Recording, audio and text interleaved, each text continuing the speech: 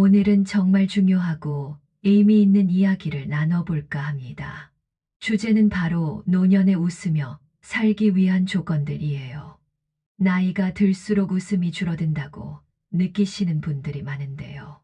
하지만 우리가 작은 변화만으로도 노년을 훨씬 더 행복하고 웃음 가득하게 만들 수 있어요. 오늘은 웃음이 많아지는 노년을 위한 10가지 조건과 해결책들을 재미있는 예와 함께 알려드릴게요. 끝까지 들어보시면 삶에 큰 도움이 될 거라고 확신합니다. 그리고 영상 끝나기 전에 구독, 좋아요, 알림 설정도 꼭 부탁드릴게요. 자, 그럼 바로 시작해 볼게요. 첫째, 건강이 웃음을 만든다. 몸이 편해야 마음도 편하다. 건강은 웃음의 기본이에요. 몸이 아프면 기분도 우울해지고 아무리 즐거운 일이 있어도 웃음이 나오기 힘들잖아요. 그래서 건강을 유지하는 것이 노년에 웃음을 만드는 첫 번째 조건이에요. 김모 할아버지는 허리와 무릎 통증 때문에 늘 불편함을 느끼셨다고 해요. 그러다 친구의 추천으로 수영을 시작하셨는데 몇 달 만에 통증이 줄고 몸이 가벼워지면서 자신감도 되찾으셨다고 합니다. 요즘은 수영 모임에서 친구들과 웃고 떠드는 시간이 가장 즐거우시다고 하세요. 걷기 습관으로 활력을 찾은 이모 할머니.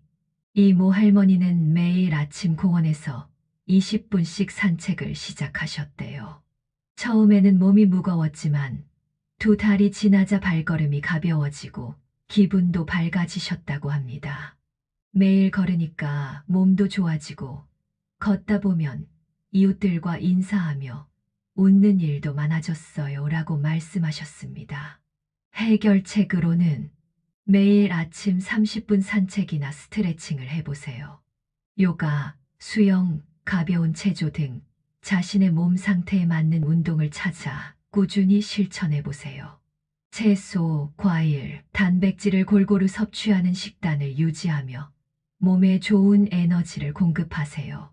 둘째, 긍정적인 마음가짐. 생각이 바뀌면 세상이 달라진다. 긍정적인 생각은 웃음을 자주 만들어주는 원동력이에요.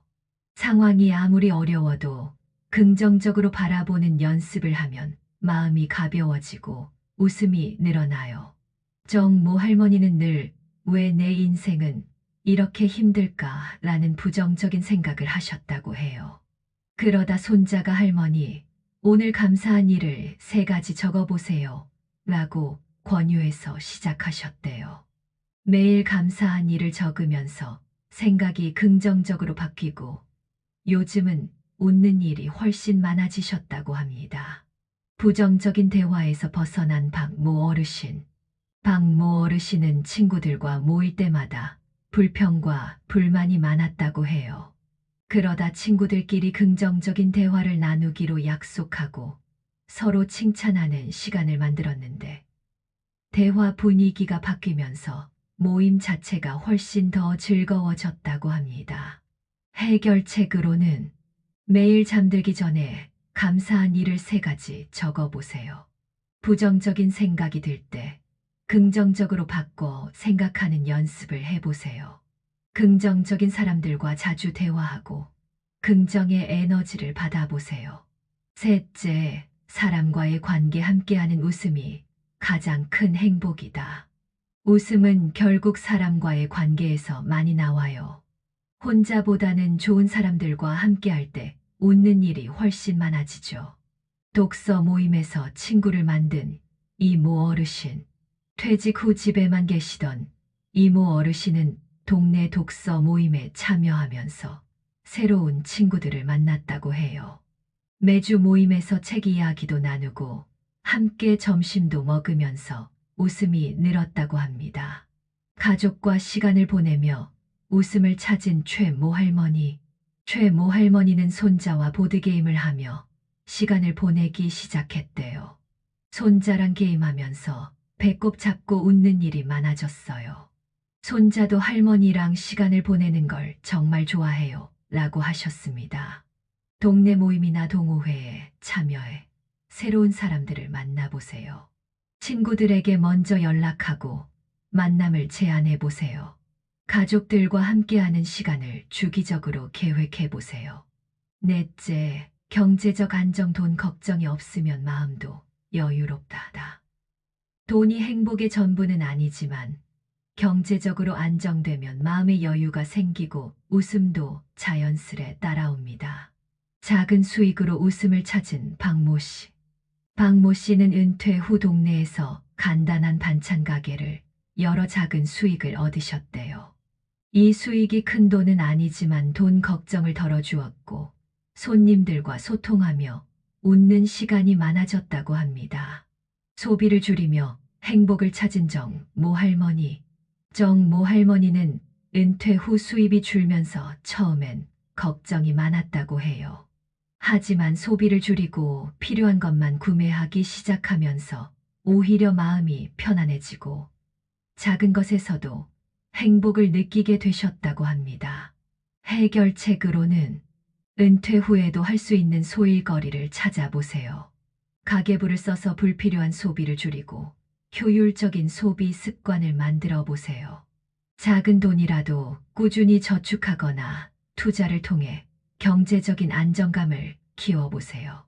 다섯째, 취미와 여가. 내가 좋아하는 일을 하며 웃음을 찾는다. 좋아하는 일을 하다 보면 자연스럽게 웃음이 생기고 삶에 활력이 생깁니다.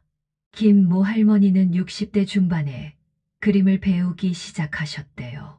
처음엔 서툴렀지만 꾸준히 배우다 보니 자신만의 작품도 만들게 되었고 지금은 그림 그리는 시간이 가장 행복한 순간이라고 하십니다. 합창단에서 활력을 찾은 이모 어르신. 이모 어르신은 지역 합창단에 가입하면서 노래를 배우고 새로운 사람들과 교류하기 시작하셨대요. 합창 연습을 하는 동안은 나이를 잊을 정도로 즐거워요. 합창단 친구들과 웃으며 지내는 게 정말 행복해요 라고 하셨습니다. 해결책으로는 배우고 싶었던 취미나 활동을 지금 당장 시작해 보세요. 지역 문화센터나 온라인 강의를 통해 새로운 기술을 배워보세요. 자신이 좋아하는 일을 주기적으로 즐길 수 있는 시간을 만들어 보세요. 10번째, 고독을 친구로 만드는 법.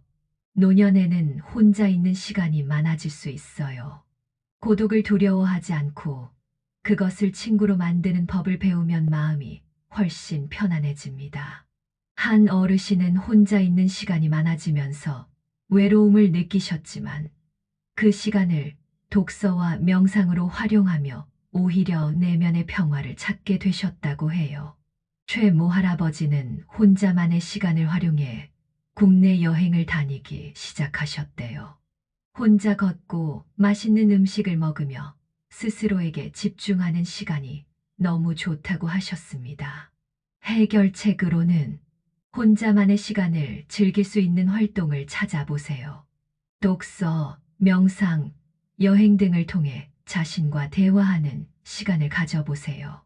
고독을 성찰과 성숙의 기회로 받아들이는 마음을 가져보세요. 여러분, 오늘은 노년에 웃으며 살기 위한 조건들에 대해 이야기 나눴습니다. 제가 말씀드린 10가지 조건 중 하나라도 실천해 보시면 노년의 삶이 더 밝고 행복해질 거라고 믿어요.